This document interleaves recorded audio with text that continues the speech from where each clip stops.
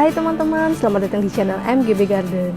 Sebentar lagi puasa, dan untuk mempersiapkan bulan Ramadan atau bulan puasa, biar kita tidak terlalu rungsing, biar kita nggak terlalu capek kerja di kebun. Sekarang saya mau berkebun yang agak berat gitu ya. Kita akan panen-panen, juga akan nyabutin rumput dan banyaklah pokoknya, biar nanti pas puasa bisa fokus. Yuk ikutin.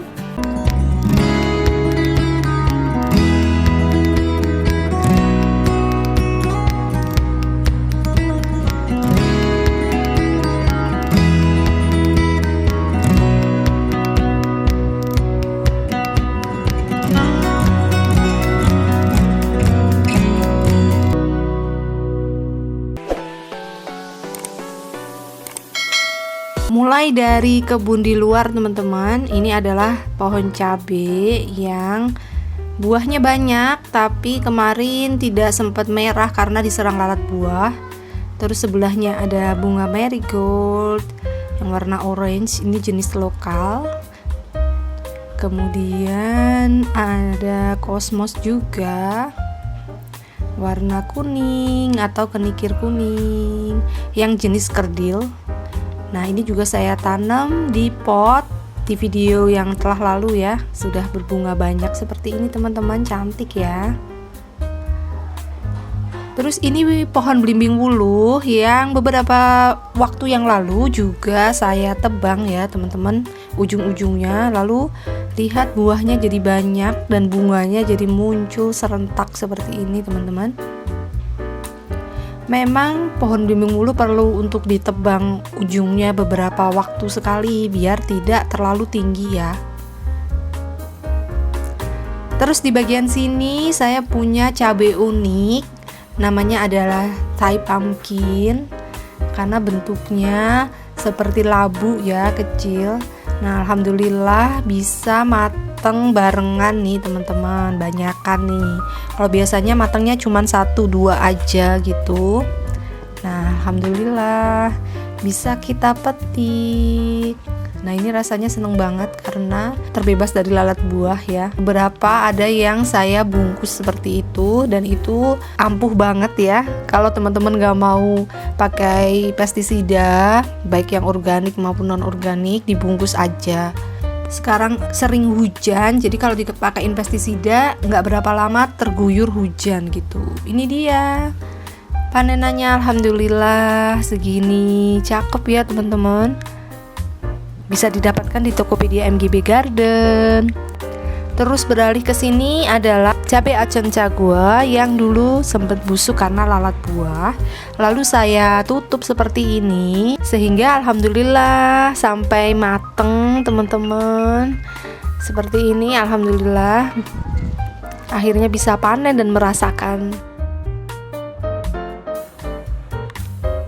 Terus ini yang masih hijau saya bungkus juga ya.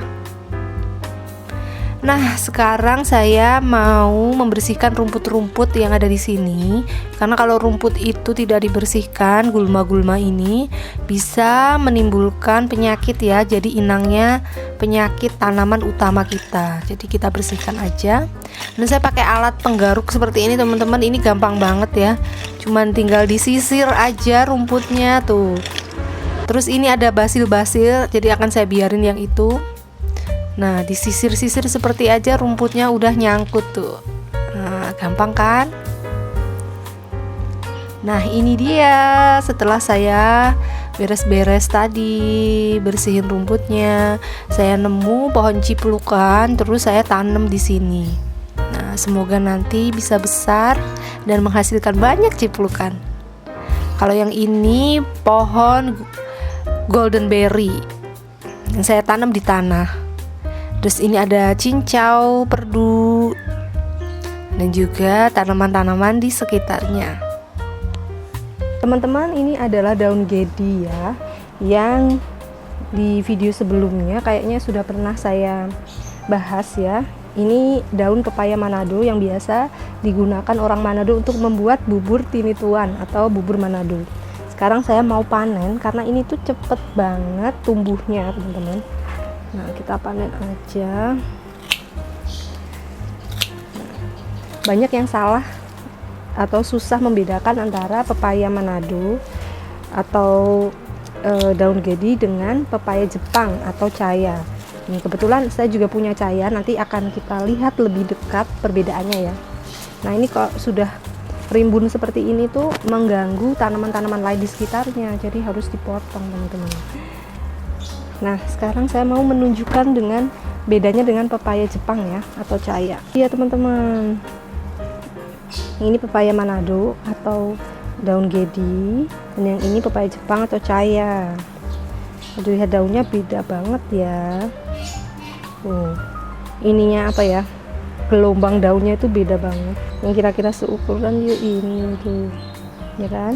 Ini kayak ada lebih tipis di sininya. Terus ini urat daunnya lebih terlihat. Kalau kita balik, justru yang pepaya Manado atau gedi ini terlihat lebih jelas urat daunnya. Nah kalau soal tekstur itu beda banget daun pepaya Jepang dengan daun gedi ya, atau pepaya Manado. Karena daun pepaya Jepang itu cenderung alot seperti daun singkong, dan dia harus dimasak dulu benar-benar agar racunnya tuh hilang, karena mengandung sianida dalam kadar yang sedikit, tapi kalau dimakan kebanyakan ya tentu saja akan bisa beracun. Terus kalau daun gedi ini halus, ini teksturnya lembut teman-teman, dan cenderung berlendir. Jadi daun gedi itu tidak perlu dimasak lama-lama, dia pun sudah empuk. Nah makanya daun gedi ini di dalam bubur Manado berfungsi sebagai pengentalnya teman-teman. Terus saya punya daun sambung nyawa yang sudah menjalar kemana-mana. Ini akan saya potong teman-teman. Ini.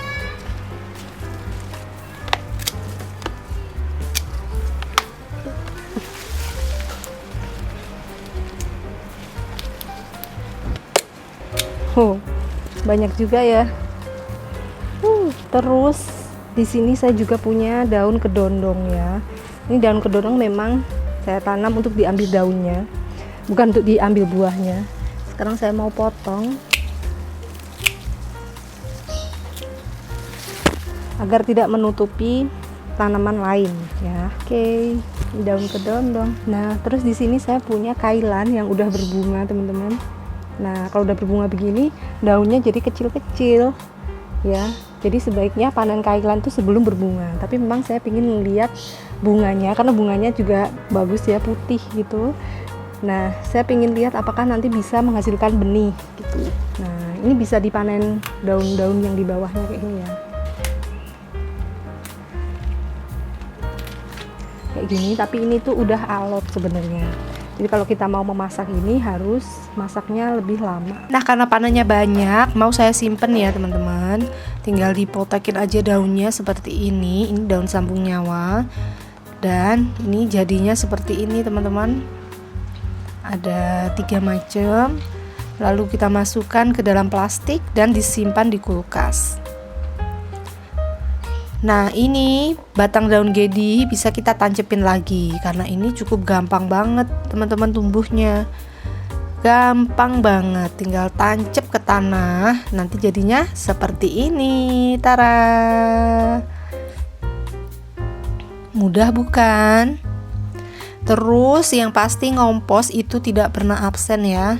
2 hari atau 3 hari sekali. Kalau sampah organiknya sudah banyak, saya taruh di komposter dan juga diberi sampah coklatnya. Nah, karbonnya ini saya pakai kertas yang udah disuir-suir seperti ini. Tutup deh.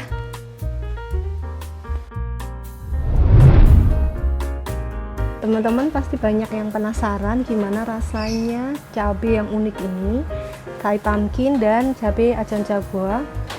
Kita coba bismillahirrahmanirrahim.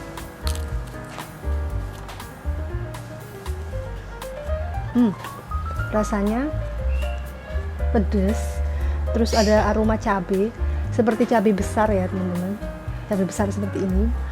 Tapi ada manis-manisnya juga teman-teman. Kemarin saya nyoba yang lebih matang daripada ini, itu ada manis-manisnya. Kalau ini masih orange ya, tapi kalau yang merah banget manis. Jadi cabai unik ini selain bisa dijadikan hiasan, juga bisa dikonsumsi ya. Lalu yang ini, kemarin ada yang lebih besar dari ini, tapi busuk ya teman-teman, nggak ketahuan kalau udah matang. Alhamdulillah sekarang berjodoh. Bismillahirrahmanirrahim.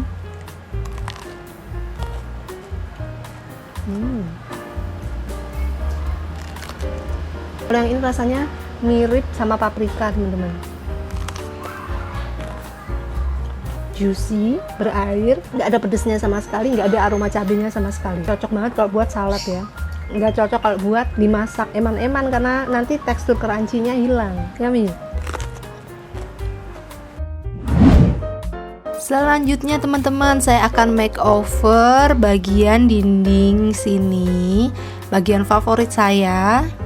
Nah, ini yang waktu awal datang saya videoin masih kosong, masih baru ditanam sama ibu saya.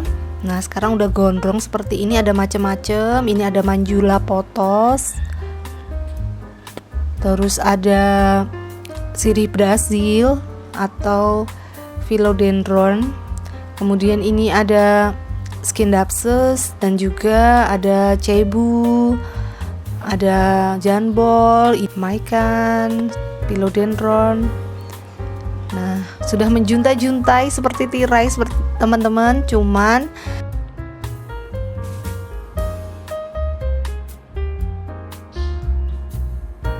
nah di bagian sini ini ada Syngonium sebenarnya, cuman kurang bagus ya karena banyak hamanya.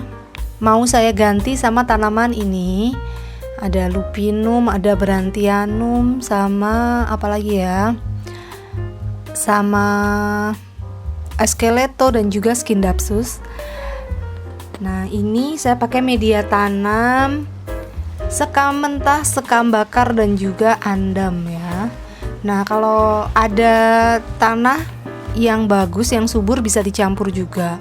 Jadi saya pindahkan dulu Syngonium-syngoniumnya. Lihat nih kutu putihnya.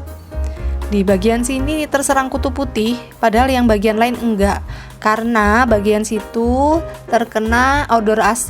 Jadi kipas AC ini menyemburkan hawa panas yang itu disukai oleh kutu-kutuan, teman-teman. Nah, ini mau saya pindahkan semuanya media tanamnya. Nah, ini media tanamnya itu padat sekali ternyata, teman-teman, seperti ini.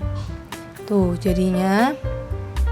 Jadi kalau ada air tidak bisa langsung kering gitu, menggenang terlalu lama nih hama-hamanya ya. Kutu putih didominasi oleh kutu putih dan jamur. Terus juga ada cacing segede ini. Kalau di dalam pot cacing hitam seperti ini, teman-teman, memang kurang bagus ya, bikin tanaman jadi pertumbuhannya terhambat. Nah, ini saya mau gunting dan saya mau pindahkan yang rimbun ke bagian yang sana. Jadi nanti biar rata. Tada! Seperti ini yang saya maksud, teman-teman. Jadi lebih rata kan? Jadi lebih enak dilihat. Ini berantinya juga udah saya taruh di samping cebu. Juga ada Lupinum yang bentuknya hati, Manjula, dan teman-temannya. Sekarang jadi lebih berimbang ya. Terus saatnya kita siram karena ini memakai selang yang ditanam ya. Jadi nyiramnya nggak perlu susah-susah. Tinggal nyalakan keran dan airnya sudah membasahi semua media tanam. Kita tunggu aja. Nanti kalau udah dimatikan.